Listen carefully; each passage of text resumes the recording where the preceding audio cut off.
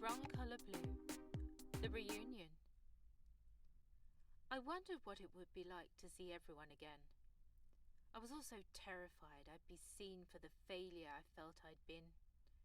I was so hyped up about the scale of the occasion that I momentarily forgot how concentrated. The feeling was like entering back into a fairy tale world, like it was Hansel and Gretel.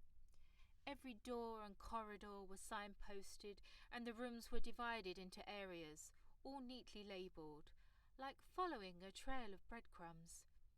The chaos in my memory was restored to a sense of calm and continuity. I felt a pang of remorse for the life-changing event that had hidden this treasure of my youth from me. The sense of rejection from my combined experiences was slowly turning to curiosity. The child in me might rejoice again. I couldn't reconnect with Dana the way I had hoped for. Her domesticated family life, though heartwarming, was for me the road less travelled. My high school crush hadn't exchanged popularity for wisdom. It's almost poetic when the conquering hero hasn't conquered himself. The drink of choice was mint tea, and there were home-baked cupcakes with wonky icing, like the junior class had made them. I felt so humbled by those rainbow sprinkles that I had to take a moment and go to the loo. It was then I realised mistakes and imperfections are our gifts to one another. Not every song ends in a perfect cadence, and not every journey ends at its first destination. Instead of mourning the girl I was, I realised this woman I had become. This defining moment reawakened my need to contribute. I wondered, was it the village? Could I ever have made a success of it and proved my critics wrong? Enduring failure for too long turns into anger unless you know where to aim for. Anger with the aim of redemption is determination. This was how I could overcome the accident and all the fallout. It felt like a glimpse of light through the window of the future, a prism of hope amidst the chaos of change. Somehow I might emerge from my issues complete again. What's wrong with change after all?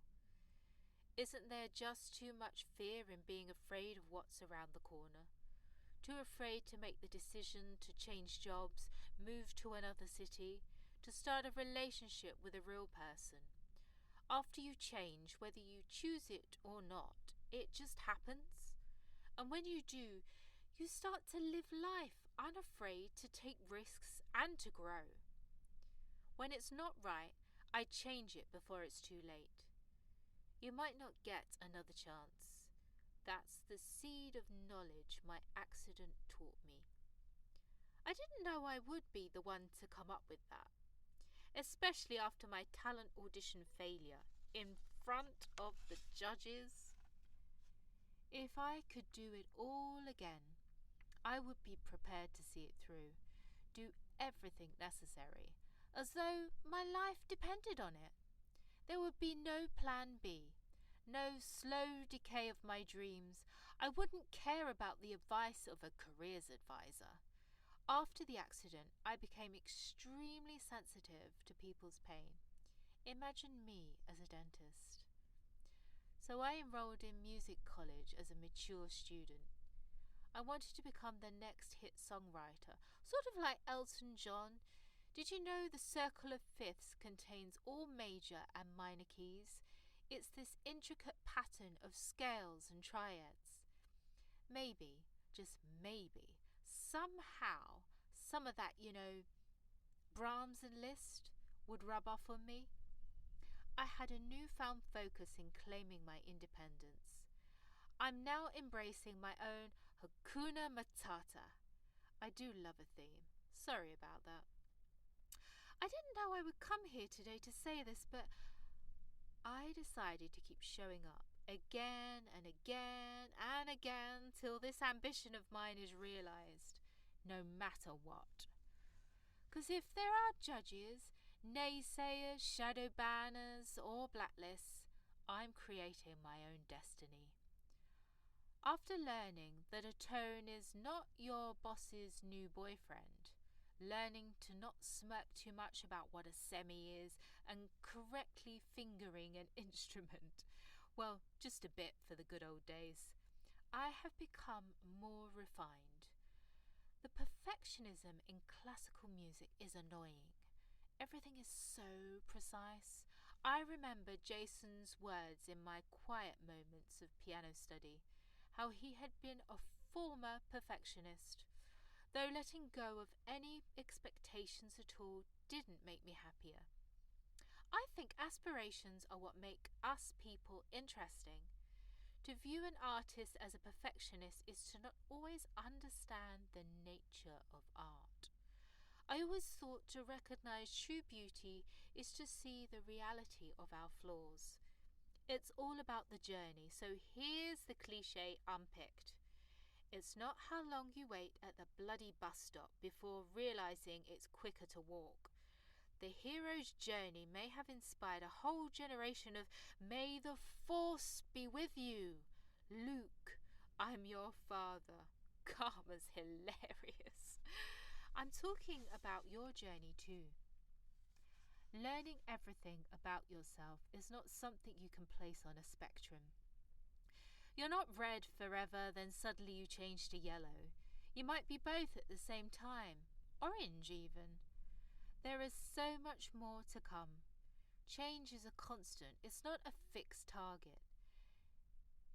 It is like chasing a rainbow, hoping for a pot of gold at the end. So, I found myself. I didn't go travelling or do masses of volunteering, start a side hustle or renovate a house. My cup was so full, I just had to empty it a little. Emptying your cup means doing less, having less. This leaves room for more gratitude and a lot less distractions. Very slowly, I became aware of what my inner self was telling me. To start with, I thought I was going spare. Doing less made me feel worthless. I had a 1-star rating and a lot of bad reviews. Until the person hiding behind all that rush of activity was revealed. The strong, brilliant, unfathomable me. Gradually, I began to heal my accepting things in life can't always be changed. I know you know it too. It's an actual prayer. My favourite, actually. If I say it now, it will only bring you good luck before this performance. Hold hands like this. God, grant me the serenity to accept the things I cannot change, the courage to change the things I can, and the wisdom to know the difference.